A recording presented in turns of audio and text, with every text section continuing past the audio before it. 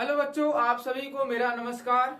तो आज से हम लोग क्या करेंगे, जो पिछला क्लास परिचय हम लोग सीखे थे प्रश्नावली 3.1 दो चर के रेखीय समीकरण का युग्म जो था उसका हम लोग परिचय सीख चुके थे।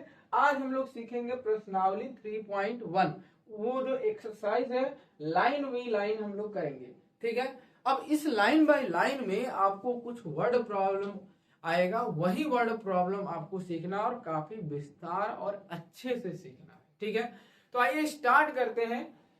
पहला क्वेश्चन देखिए, पहला का पहला, कक्षा 10 में 10 विद्यार्थी थे। टोटल कितने विद्यार्थी हैं?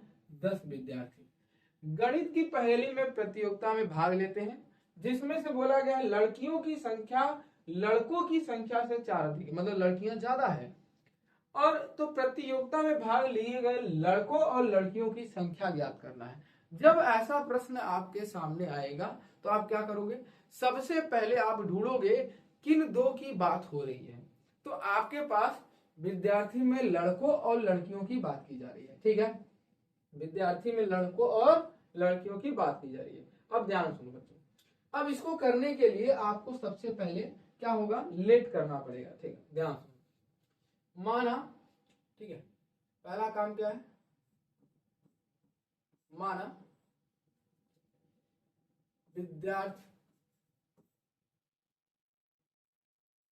विद्यालयों विद्यालय के कक्षा 10 में विद्यालय के कक्षा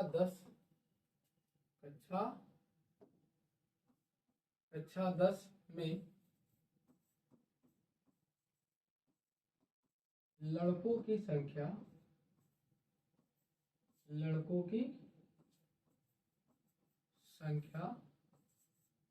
यक्स है। ठीक है, पहला समझ में आया? पहले आप क्या करोगे? माना कि विद्यालय के कक्षा 10 में लड़कों की संख्या कितना है? यक्स है। और ये जो यक्स संख्या है वो किसका है? लड़कों का है। तो लड़कियों का कितना होगा?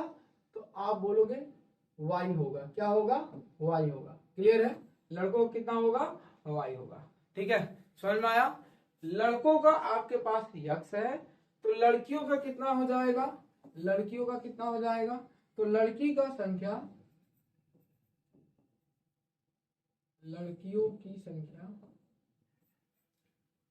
की संख्या कितना है? वाई है। कितना बोलोगे आप? वाई है। क्लियर है? ये दो लाइन आपको समझ में आया? सबसे पहला आपका काम है कि जो दो आपके हैं उनको खोजना, और खोजने के बाद उनको क्या करना? लिखना, यक्स और वाई के टर्म में। क्लियर है बच्चों?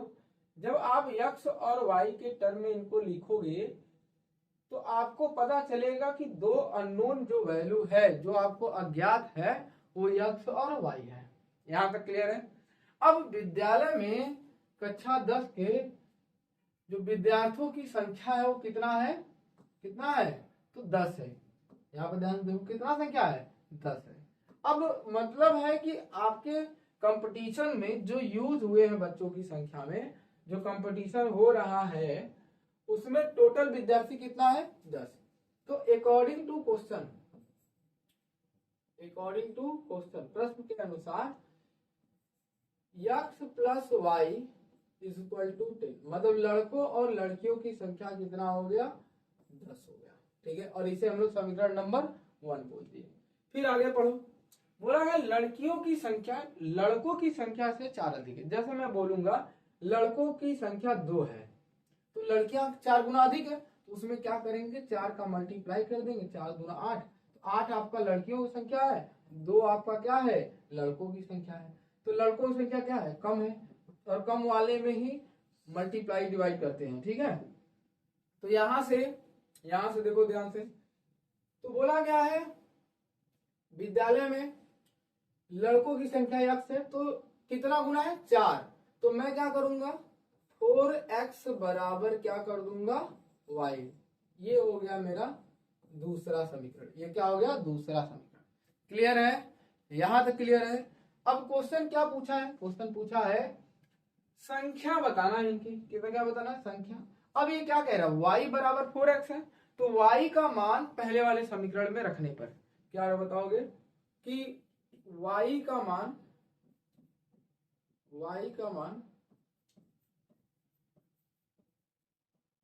समीकरण प्रथम में रखने पर, ठीक है, रखने पर क्या आएगा, देखो y की वैल्यू यहां रख दो x की जगह, तो x प्लस पहले y बराबर 10 है, तो y बराबर कितना है 4x, तो x प्लस y की वैल्यू 4x बराबर कितना 10, ये दोनों जोड़ दो कितना आ जाएगा 5x इक्वल टू कितना 10, तो x की वैल्यू कितना आ गया 10/2, इसे कैंसिल आउट, सॉरी 10/5 ना, एक मिनट, 10/5, 5 से कैंसिल आउट कर दो, x की वैल्यू कितना आ गया 2, x की वैल्यू कितना आ गई 2।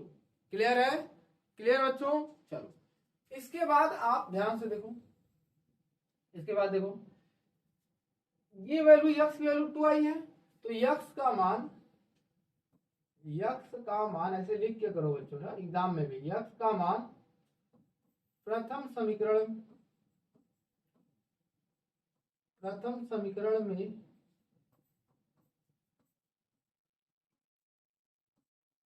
रखने पर, ठीक है, रखने पर क्या होगा, देखो 4x बराबर y, तो 4 इंटू एक्स की वैल्यू 2 बराबर y, तो ये कितना हो गया 8, किसके बराबर y के बराबर, तो y की वैल्यू कितनी आ गई 8। क्लियर है, यहां तक क्लियर है पहला क्वेश्चन, ओके।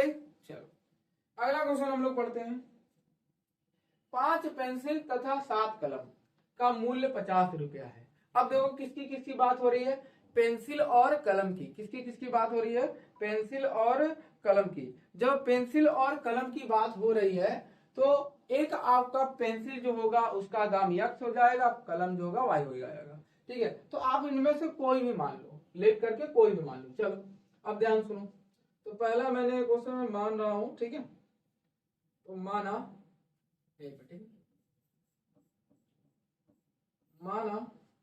पहला क्या यूज है, पहला हम लोग के पास पेंसिल है, तो माना एक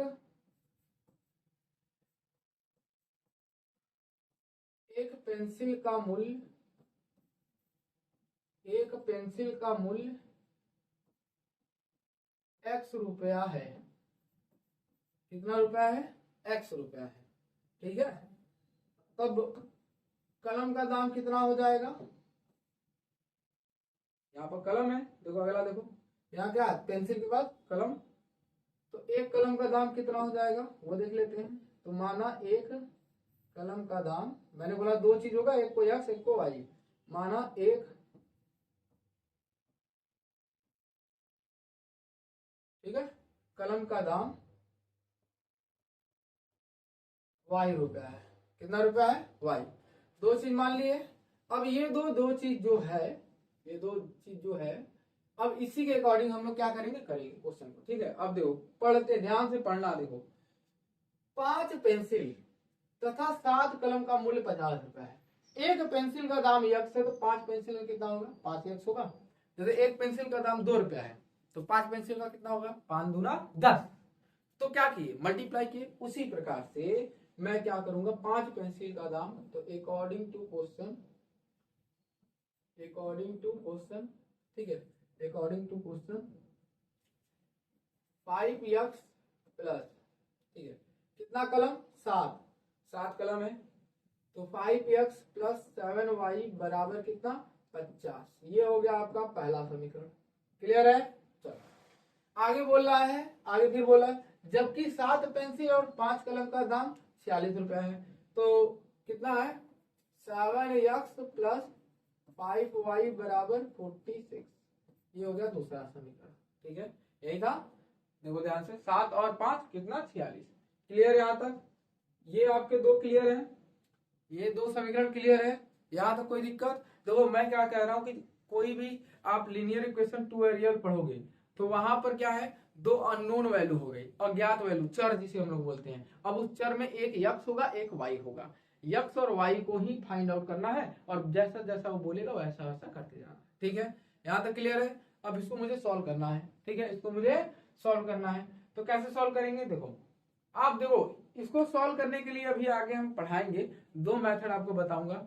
ठीक है, विलोपन मेथड एक होगा, विलोपन, और एक प्रतिस्थापन, दो विधियां होती हैं। ये दोनों विधियां जब आप पढ़ोगे तो क्या होगा, ये सब सॉल्व करना बहुत ईजी हो जाएगा। तो अभी आप पढ़े नहीं हो तो अभी तो मैं जैसे कर रहा हूं वैसे आप देख लो, फिर उसके बाद अगले एक्सरसाइज का जब इंट्रो पड़ेगा तो आप उसमें देख लीजिएगा, ये काफी अच्छे से आपको समझ में आएगा। ठीक है, क्लियर है। चलो अब मैं क्या कर रहा हूं, इसकी वैल्यू उसमें रखेंगे। ठीक है, इसकी वैल्यू किसी एक की वैल्यू हम लोग रखते हैं, तो दूसरा इक्वेशन को हम लोग यूज करते हैं। ठीक है, समीकरण 2 से, चलो यहाँ पे लिख रहे हैं समीकरण द्वितीय से 7x plus 5y equal to 46, ये उस साइड भेज दो। 7x बराबर 46 प्लस उस साइड जाएगा -5y, तो x की वैल्यू क्या आएगा 46 माइनस 5y अपॉन में चला जाएगा। ठीक है, ये 7 नीचे चला जाता है 7, ये हो गया मेरा तीसरा समीकरण। ये मेरा क्या हो गया, तीसरा समीकरण। अब ये जो तीसरा समीकरण है, इस समीकरण का मान रखते हैं पहले वाले में। तो समीकरण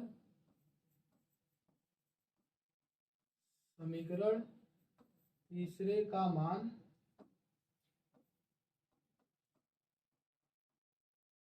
प्रथम समीकरण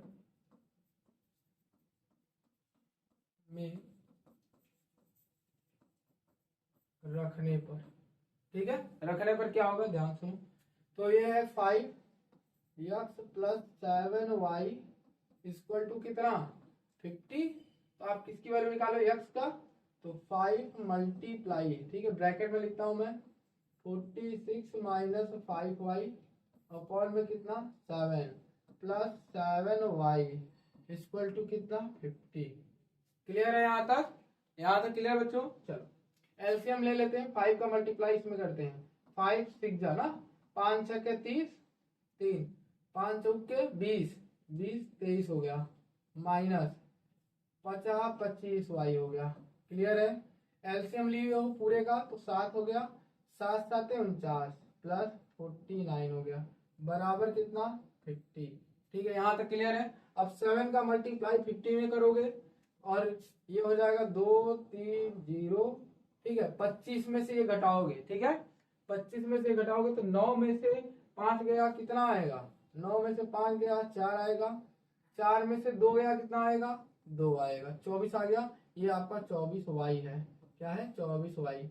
अब अपॉन में 7 था तो मैंने बोला इसका मल्टीप्लाई है, 5 7 35 हो गया, 5 7 35 हो गया, ये प्लस इस साइड जाएगा माइनस हो जाएगा, तो 24 वाई इक्वल टू 350 माइनस 230, तो 24 वाई इक्वल टू कितना आ जाएगा, अब घटा लेते हैं, तो 0 में से 0 गया 0, 5 में से 3 गया 2 और 3 में से ये गया 1। ठीक है, तो 24 का टेबल पढ़ोगे 120, तो 24 5जे, ठीक है, तो y की वैल्यू कितना आ गया 5, y की वैल्यू कितना आ गया 5। यहाँ तक क्लियर। अब यही y की वैल्यू किसमें, तीसरे समीकरण में रखने पर, ठीक है, देखो यहाँ पे लिखोगे y का मान तीसरे समीकरण में रखने पर, ठीक है, तीसरे समीकरण में रखने पर आंसर क्या आएगा, देखो अब y की वैल्यू 5 है, यहाँ पे देखो x बराबर 46 माइनस 5 के बाद यहाँ देखो, यहाँ y है ना, तो y की वैल्यू मैं 5 रख रहा हूँ अपॉन में 7, ठीक है, तो x बराबर 46 माइनस 25 अपॉन में 7, तो x बराबर 6 में से 5 गया 1, 4 में से 2 गया 1 2, ठीक है, तो यहाँ से 7 7 3 के 21, तो x की वैल्यू कितना आ गया 3। क्लियर बच्चों, x की वैल्यू कितना आ गया 3। क्लियर है। इस मेथड को हम लोग, जो मेथड अभी किए हैं उस मेथड को हम लोग प्रतिस्थापन विधि कहते हैं। ठीक है, एक और होता है विलोपन, वो भी इजी होता है, तो कोई भी मेथड से आप उस समय करोगे दोनों सही होगा। ठीक है, समझ में आया? क्लियर है बच्चों? चलो अगले क्वेश्चन पर चलते हैं हम लोग। अगला क्वेश्चन है अनुपात a upon B, B upon a1 upon a2, b1 upon b2, c1 upon c2 निम्नलिखित समीकरण में निरूपित है। तो रेखा बिंदु प्रतिच्छेदित करती है, समांतर अथवा समपाती। अब देखो, अगर इसे आपको समांतर, प्रतिच्छेदित, समपाती अगर इनके बारे में जानना है तो मैं पहले बताया हूँ, प्लेलिस्ट में जाइएगा, वहां पर आपका वीडियो पड़ा है, परिचय 3.1 प्रश्नावली परिचय लिखा होगा 2 रेख, ठीक है। तो वहां पर क्या करोगे, उस वीडियो को देखोगे। वीडियो देखने से आपको क्या फायदा होगा? फायदा ये होगा कि आपको प्रतिच्छेदित, समांतर और समपाती कैसे होते हैं, क्या होता है, सब कुछ डिटेल में बताया हूं, ठीक है। तो वहां पर आपको इसका डिटेल मिल जाएगा। क्लियर है? यहां तक क्लियर है? चलो, तो इनको हम लोग क्या करते हैं, बारी बारी देखते हैं, बारी बारी देखते हैं। चलो देखो, सबसे पहला क्वेश्चन है, यहीं पे लिख लेते हैं। पहला क्वेश्चन है 5x, ठीक है, -4y + 8, ठीक है, ये है। और इसी में एक और इक्वेशन दिया है, मैं स्लैश करके ये लिख रहा हूं, 7x + 6y - 9 बराबर 0, ठीक है। अब देखो, अब इसे लिखते हैं। जो पहला ये तो a1 होगा, ये 5 है, कॉमा b1 कितना है, ये 4 है, माइनस के साथ तो -4 है। c1 कितना है, तो 8 है। क्लियर बच्चों?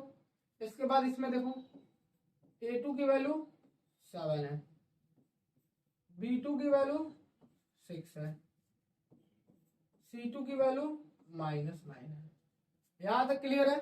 अब ये आपका हो गया, इसी से मैंने देख देख के लिखा, आगे वाला टर्म में देख रहा हूं, ठीक है, ये ठीक है, समझ में आया? अब करते क्या है, देखो करते क्या है, ध्यान सुनो। करते ये है कि एक्चुअल में ये जो दिया है इसको हम लोग अनुपात चेक करते हैं, यही वाला अनुपात जो क्वेश्चन में पूछा हुआ है, ठीक है। कैसे चेक करते हैं, देखो, जब मैं a1 अपॉन में a2 चेक करूंगा तो a1 की वैल्यू 5, a2 की वैल्यू 7। क्लियर है? जब मैं b1 अपॉन b2 चेक करूंगा तो क्या मिलेगा, b1 की वैल्यू 4, वह भी -4, और b2 की वैल्यू 6। अगर कैंसिल आउट करूंगा तो -2 अपॉन में 3। अब यहाँ पर देखो, क्या ये 5/7 और 2/3 क्या ये आपको इक्वल दिखाई दे रहा है? क्या आपको ये इक्वल दिखाई दे रहा है? नहीं।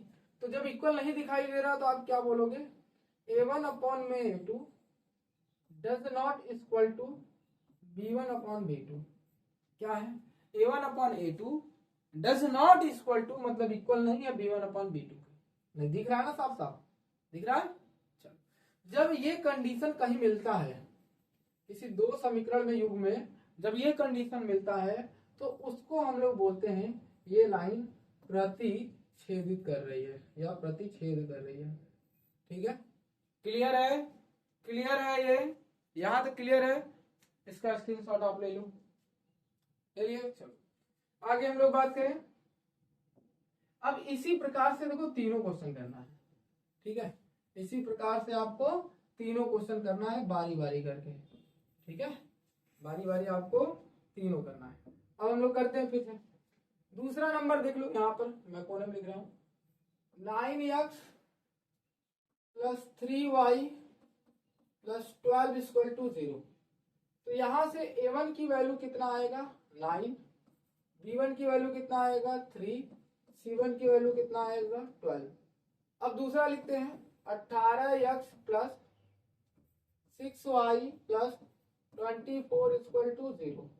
तो यहां से a2 की वैल्यू कितना आएगा, 18, b2 की वैल्यू कितना आएगा, 6, c2 की वैल्यू कितना आएगा, 24। क्लियर है? ये मैंने उसमें से क्या किया, देख देख के लिखा है, नंबर जो ना वही नंबर मैं लिख रहा हूं। अब इस नंबर से मैं क्या करूंगा, इस नंबर का मैं करूंगा क्या, चेक करूंगा a1 अपॉन a2। देखो ध्यान से, a1 अपॉन a2 में चेक किया, a1 अपॉन a2 कितना, a1 की वैल्यू 9 और ये कितना है 18। कैंसिल आउट करूंगा तो कितना आएगा, 1/2। कैंसिल करूंगा तो कितना आएगा, 1/2। क्लियर है? सेम इसी प्रकार मैं क्या चेक करूंगा, b1 अपॉन में b2 चेक करूंगा। तो b1 की वैल्यू कितना है, 3, और B2 की वैल्यू कितना है 6, कैंसिल 3 2 जा मतलब 1/2 आ गया। A1/A2 B1/B2 देखो इक्वल दिख रहा है, जब इक्वल दिखेगा तो C1/C2 भी चेक करना पड़ता है, तब उस कंडीशन में C1/C2 लिखेंगे।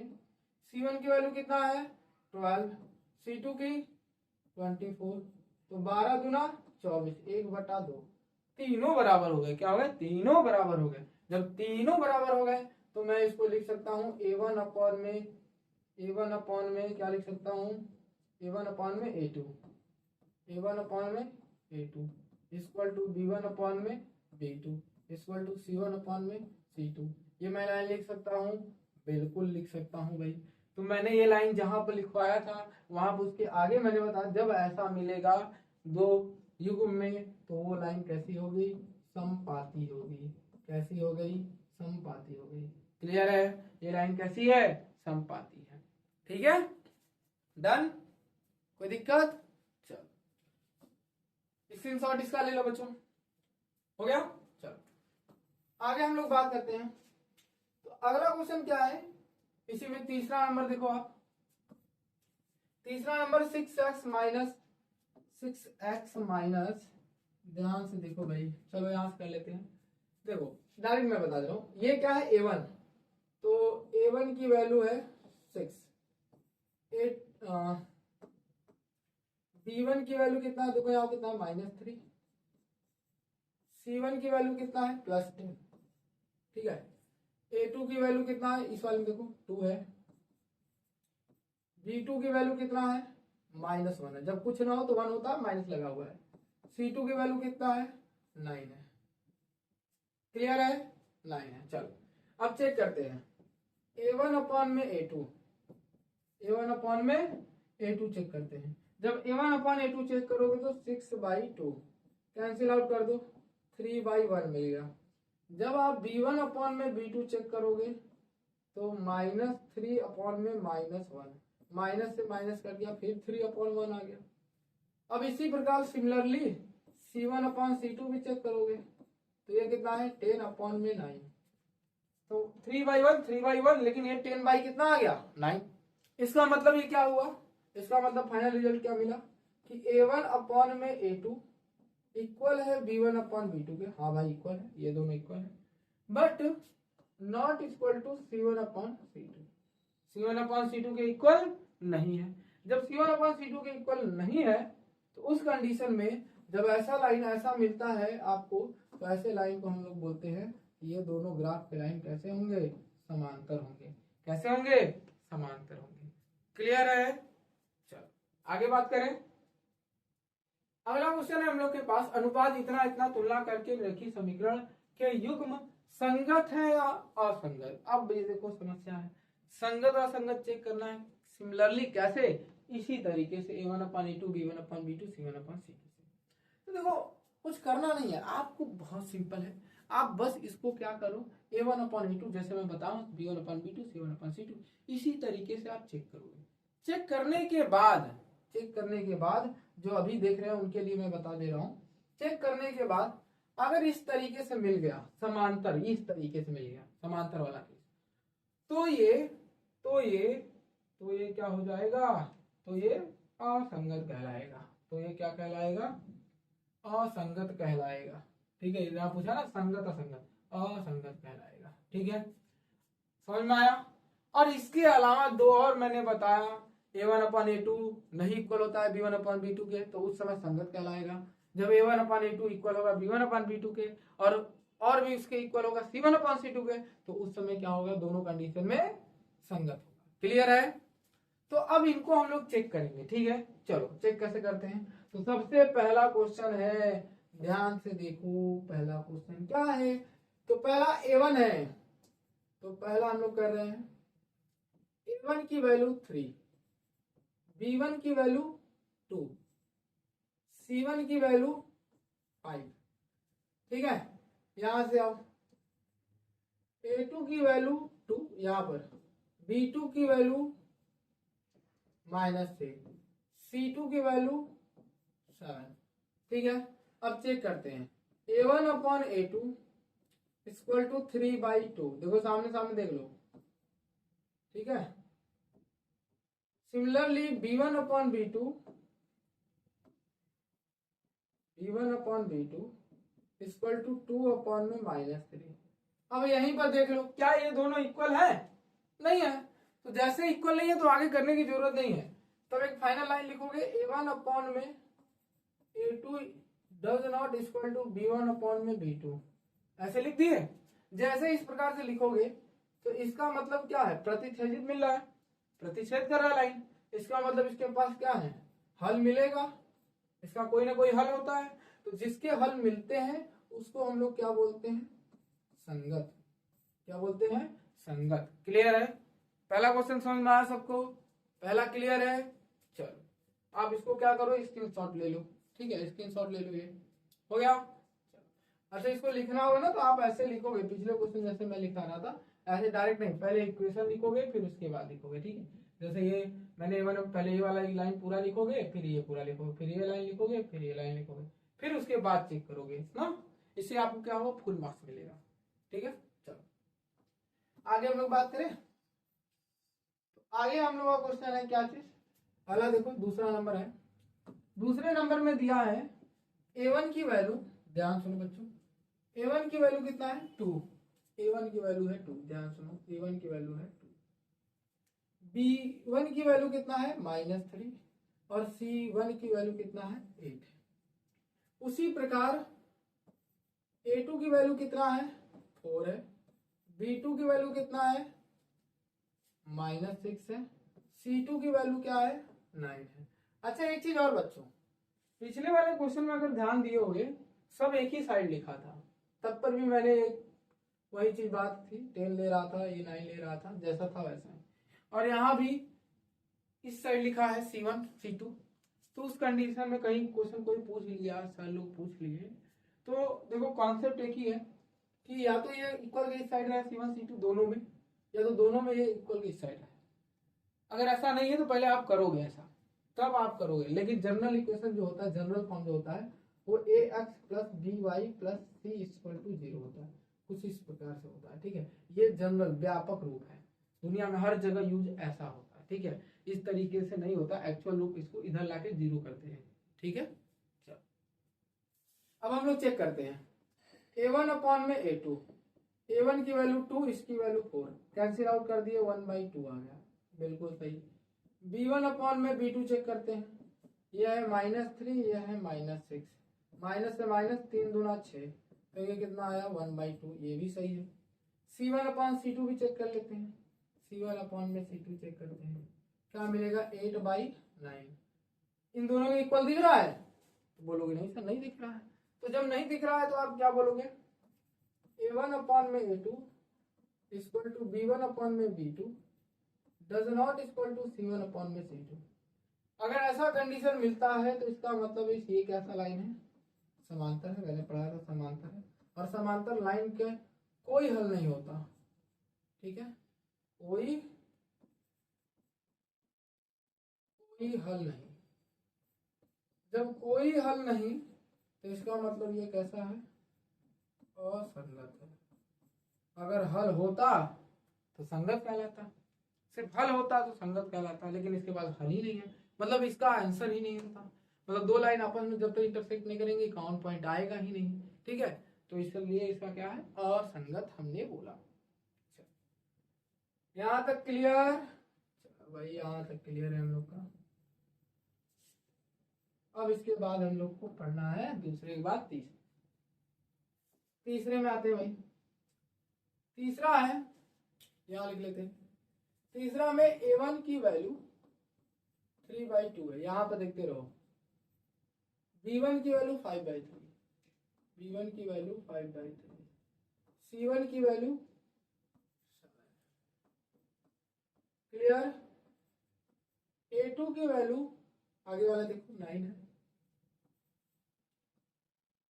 b2 की वैल्यू -10 है, c2 की वैल्यू 14 है। अब यहाँ चेक क्या करना है? a1 अपॉन में a2 चेक करना है। a1 की वैल्यू 3/2 और इसकी 9, तो 2 नीचे आ जाएगा, 3 अपॉन में 9 इंटू 2, 3 3 के 9, 3 दूना 1/6 आया। क्या आया? 1/6। यहाँ तक क्लियर है।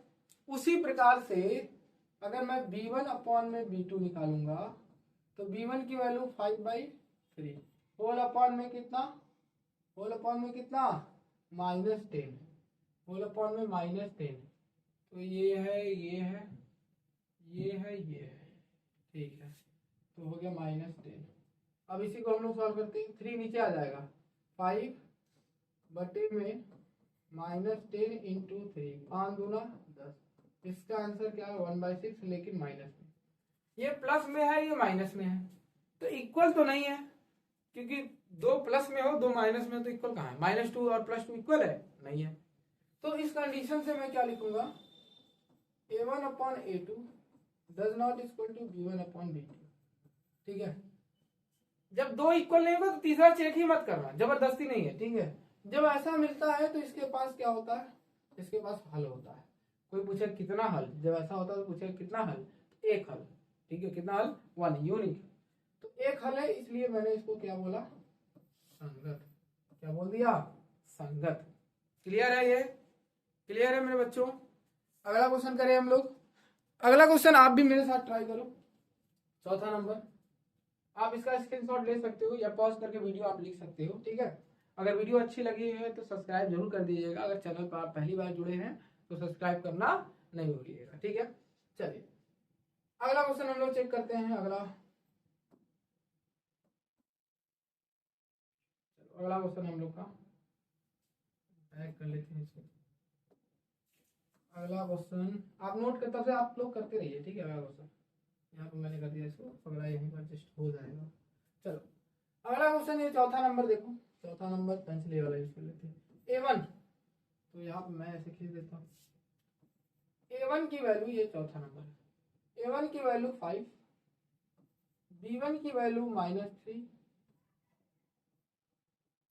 c1 की वैल्यू 11, a2 की वैल्यू यहाँ पर देखो -10, b2 की वैल्यू +6 और c2 की वैल्यू -22। ठीक है। पहले आप इसको क्या किए, मैंने देख देख के लिख दिया, ठीक है। आप कैसे करोगे? ये वाला लाइन उतारोगे, फिर ये उतरेगा, फिर ये वाला लाइन उतारोगे, फिर ये उतरेगा, ठीक है। फिर उसके बाद निकालोगे a1 अपॉन में a2। a1 अपॉन a2 में 5 अपॉन में -10, 5 दूना 10, तो -1/2 आ गया। b1 अपॉन में b2 चेक कर लेते हैं। तो b1 अपॉन b2 में -3 अपॉन में 6, 3 दूना 6, तो -1/2। c1 अपॉन में c2 चेक कर लेते हैं। c1 की वैल्यू 11, इसकी वैल्यू -22, 11 दूना 22, इसका मतलब -1/2। तीनों के तीनों क्या हो गए? इक्वल हो गए। तो यहाँ पर लिख सकते हैं a1 अपॉन में a2 equal to b1 upon में b2 equal to c1 upon में c2। अगर तीनों इक्वल है, अगर क्या है? तीनों इक्वल है, तो तीनों इक्वल होगा तो क्या कहलाएगा? अनेक हल। इसके पास एक नहीं अनेक हल है। जब हल है, मैंने बोला हल होना चाहिए, एक और दो से नहीं मतलब। जब इसके पास हल है तो ये क्या कहलाएगा? संगत। ये क्या कहलाएगा? संगत। समझ में आया? क्लियर है? क्लियर है बच्चों? अब एक लास्ट क्वेश्चन बचा, 5वां नंबर, ठीक है। तो 5वां नंबर ट्राई करते हैं हम लोग। 5वां क्या है? ध्यान सुनो, 5वां है, 5वां नंबर है 4/3। तो इसको हम लोग इरेज कर लेते हैं, ठीक है। 4/3, अरे यार इस वाले को, इसको हम लोग इरेज कर लिए। चलो अब यहाँ देखो, यहाँ देखो 4/3 मतलब a1 की वैल्यू 4/3, b1 की वैल्यू 2, c1 की वैल्यू 8। इसी प्रकार a2 की वैल्यू 2 और b2 की वैल्यू यहाँ पर देखो 2, नहीं 2 के बाद ये क्या है? 3 और c2 की वैल्यू 12। निकालते हैं। a1 अपॉन में a2 4/3 बटे में 2, ये नीचे आ जाएगा 4 अपॉन में 3 इंटू 2, 2 से कट गया 2 आ गया, 2 दूना 4, तो 2/3। उसी प्रकार b1/b2 निकालते हैं। b1 की वैल्यू 3/2/3। अच्छा ये दोनों सेम आ गए, देखो ध्यान से सेम आ गया, ये 2/3 2/3, ये 2/3 2/3। तो C1/C2 भी चेक कर लेते हैं। C1/C2, C1 की वैल्यू 8, इसकी वैल्यू 12, 4 से काट देते हैं, 4 दूना 8, 4 तेई 12। देखो ये तीनों सेम हो गया, इसलिए मैं क्या लिखूंगा, A1/A2 equal to B1/B2 equal to C1/C2। ये तीनों मिल गया, और तीनों मिलता है तो क्या कहलाता है, अनेक हल। अनेक हल का मतलब ये भी संगत है। क्लियर है, ये भी क्या है, संगत है। ठीक है, इसके बाद अगला क्वेश्चन है हम लोग के पास, निम्नलिखित रेखीय समीकरण को युग्मक, ठीक है, मतलब आपको युग्मक को संगत असंगत बताना है और ग्राफी विधि से हल करना है। किस विधि से, ग्राफ बता के। ठीक है, और अगला भी क्वेश्चन है, हाँ इसमें और भी क्वेश्चन है, 6 है 7 है। ठीक है, तो अभी 4 क्वेश्चन है, तो मैं ये 4 क्वेश्चन मैं चाहता हूँ कि अगले वीडियो में मैं पार्ट 2 करके मैं ला दूंगा एक्सरसाइज का। ठीक है, क्योंकि वीडियो बहुत लंबी हो जाएगी तो आपको देखना बोरिंग थोड़ा लगेगा। तो आई होप कि यहाँ तक आपको एकदम क्लियर होगा। इसके बाद हम लोग मिलेंगे पार्ट 2 इसी एक्सरसाइज के पार्ट 2 वाले वीडियो में। ठीक है, मिलते हैं अगले वीडियो में, तब तक के लिए धन्यवाद।